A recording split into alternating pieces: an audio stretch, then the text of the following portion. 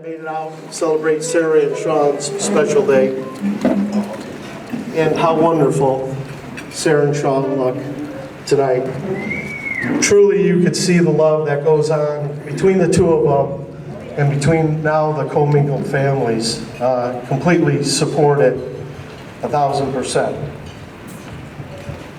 Over the last few weeks, I've been asked, what are you going to say? Sarah was concerned. She did not want this to be a roast and bring up all maybe the quirky little funny things that I've seen in Sean over the years that we've known each other.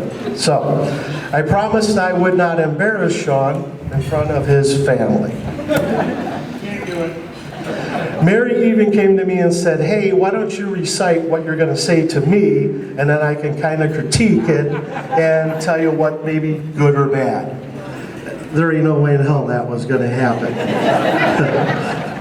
Dad's going to say what Dad's going to say with good taste. I was asked, are you going to cry? Oh my God, I cried like a baby. When I first saw Sarah, I completely fell apart. This is my firstborn girl, my only girl, the sunshine of my life.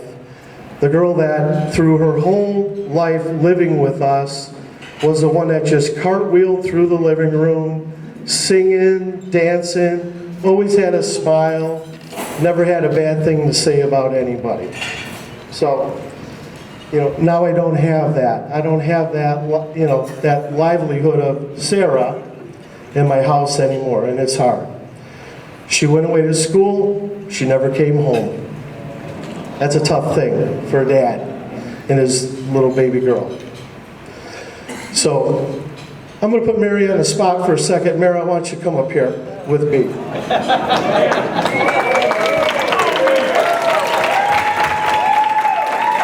Beautiful. That's all I got to say. I got two beautiful women here tonight. My daughter and my wife. Of course, we know without Mary, there would be no Sarah. But without Mary, there would be no us. Mary is definitely the foundation and the rock of our family. She goes above and beyond for our kids and always has. Number one are the kids. I've always teased her and said, I'm number 3. Lord Jesus Christ, her children, and me. And I'm okay with that. The reason why I asked Mary to be up here is because without her, I would not be who I am today. She grounds me, she understands me, and she takes care of me through all of it. So, and I didn't want to fall apart without her next to my side, because Mary is always by my side when I'm having a bad time. And she knows how to pull me out of it. There's a few people that aren't here today that I want to acknowledge. And that's my mom and Mary's mom. Grandma Peg and Grandma Carol. Definitely, they are the ones that made us as strong as we are. Family was everything to those two women. And it extrudes into Sarah and the way that we raised Sarah, for sure. I want to mention my brother Bob, who's not with us. And I want to mention him because whenever Sarah or any of his nieces walked into a room, it lit up his life. They were number one. It didn't matter what was going on.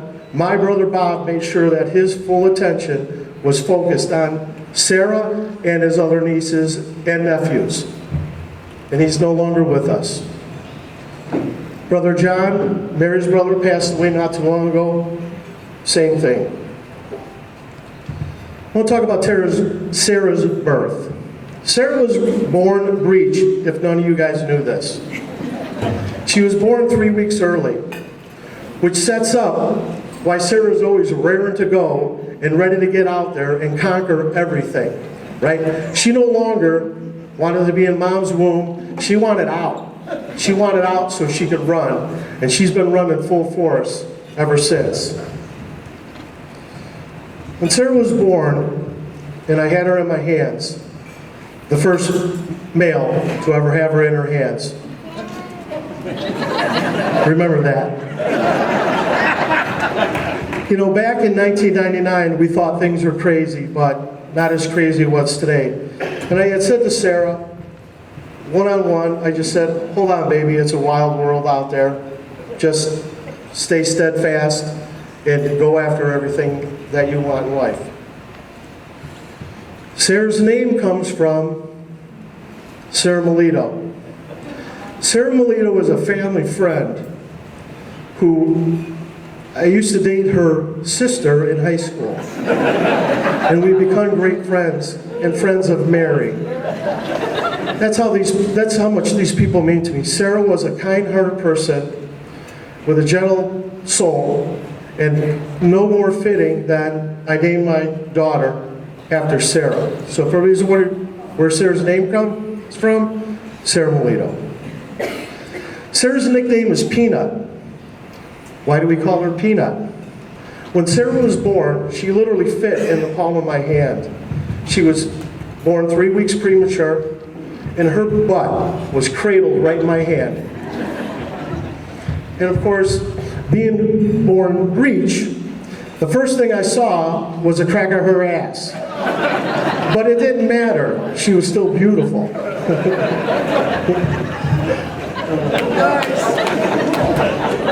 Sarah's drive, besides, 3 weeks premature, Sarah excelled in volleyball, basketball, dance, gymnastics, POMs, competitive dance. When Sarah was graduating high school and looking for colleges, her drive was so deep that she actually tried out for Northwestern's POMs team and got picked to be on their POMs team before Northwestern even said if she was going to go to school there or not. She applied to Loyola, got accepted, and she also went to St. Mary's to walk around. I took her there personally, and I called Mary up on the way home, and I said, honey, we got to figure out how we're going to pay for this. Sarah wants to go to St. Mary's. Well, after a couple of hard cries and realizations, we financially could not afford that.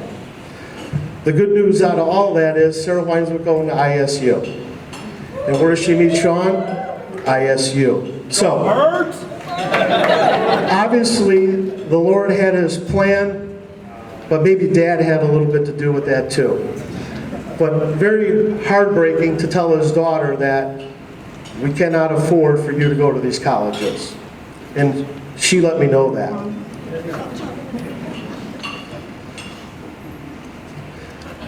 I always tell the kids some phrases, and I talk about the village. Everyone in this room is the village. Every one of you. No matter who you are, a friend, a family member, my friend, cousins, it doesn't matter. It takes a village, and this is the village. So, guys, give yourselves a hand because all of you have a part in how and why we raised Sarah the way that she is.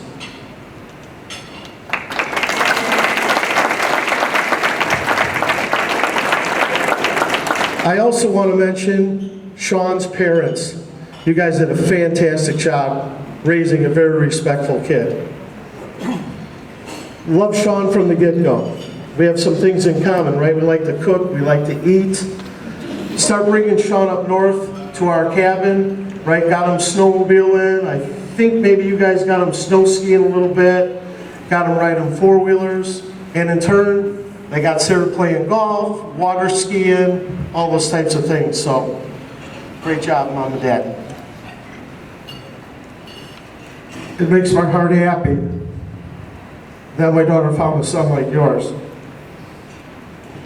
It's not easy living with a Shalinsky, especially a Shalinsky female, as my brother-in-law Eric can tell you, and wherever Casey's at, okay? And they'll tell you it's not easy living with a Shalinsky man. We build them tough, we build them strong. I was pretty hard on my kids. I was hard on my kids because I wanted them to be strong and independent. The problem with making them strong and independent is they don't need dad anymore. And they think they don't need mom anymore, but they do. I know you guys realize that. Mikey, also.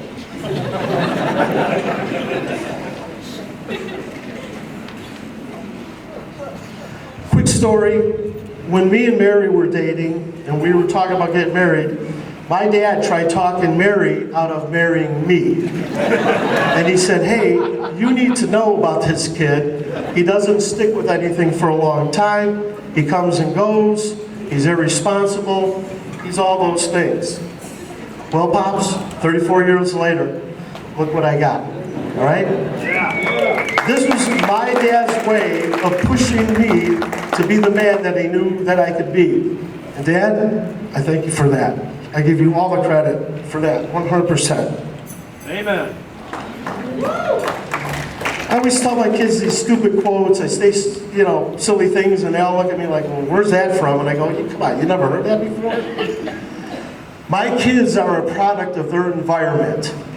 We always made sure that our kids were surrounded with people that had good morals, common sense, God, respectful.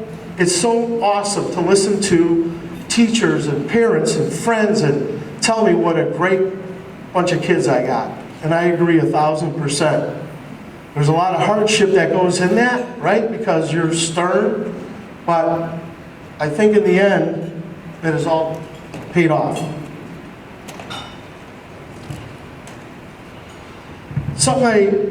Over the last few months, as I drive back and forth to work or I'm out on my own, I have a lot of time to think and reflect on life and my kids and what would I do different, and I think of different things, and I don't know if this has been ever brought up before or people ever thought about this, but family has to love you. Friends want to love you. And Sarah and Sean definitely have great family and great friends. There's a few times that I can remember where Sarah got in trouble with Dad.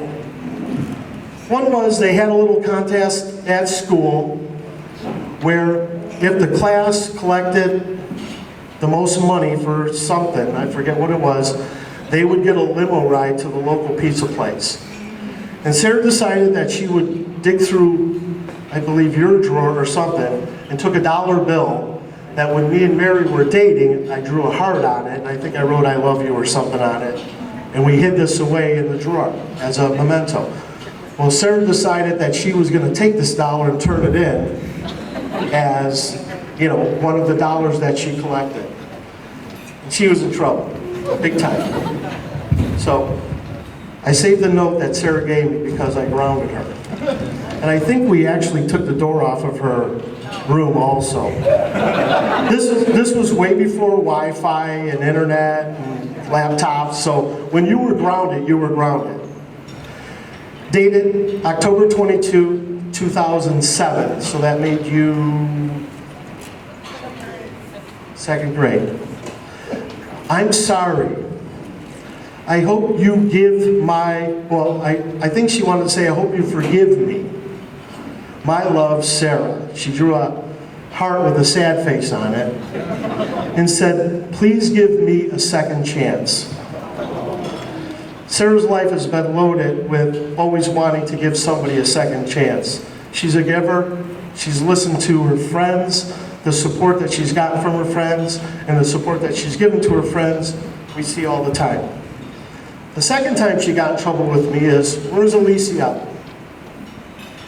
Alicia, she spent the night at Alicia's house. They had a little sleepover. Alicia lived by the bowling alley.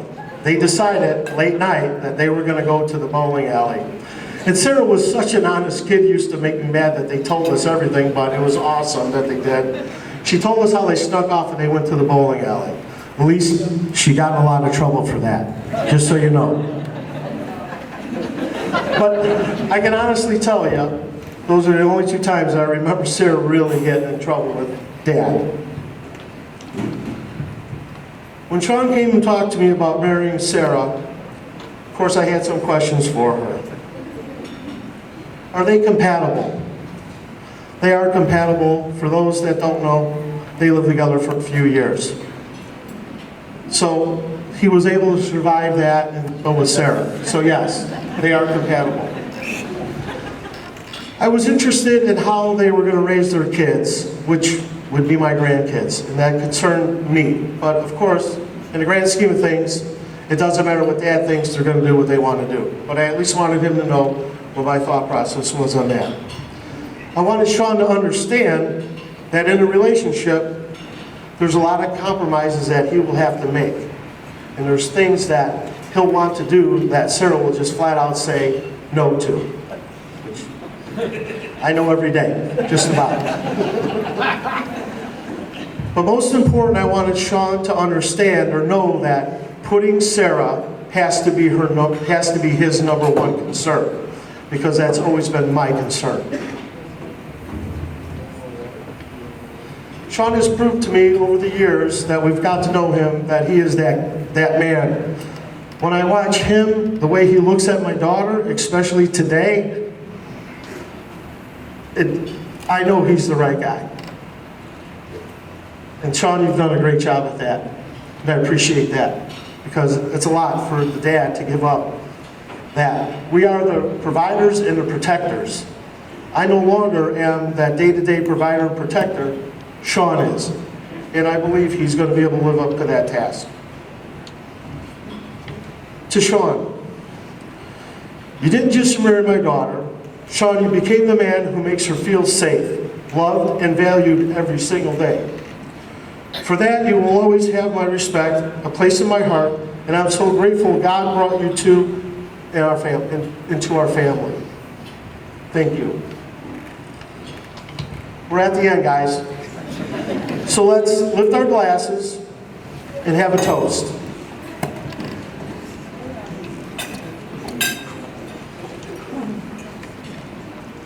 May life treat you well. Take this day in and absorb all the love in this room.